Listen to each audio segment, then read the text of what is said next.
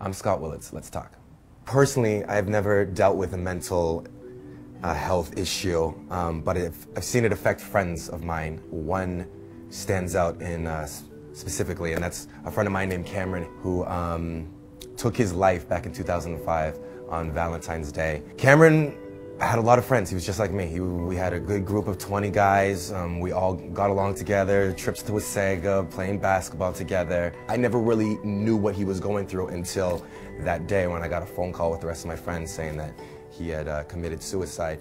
The worst thing about it was, I think, at the absolute core of the issue is he never felt like he had anybody to talk to, which was really devastating because as soon as we went to his funeral, when we saw hundreds upon hundreds of people, and of course there was a good 30 of us that were as close to him as I was as close to him, as my other friends were as close to him, as close to his brother was to him. And I felt like if he had just known that there were that many people that loved him, that cared about him, I don't think this would have happened. So that's why it's really devastating, and it's still really sad.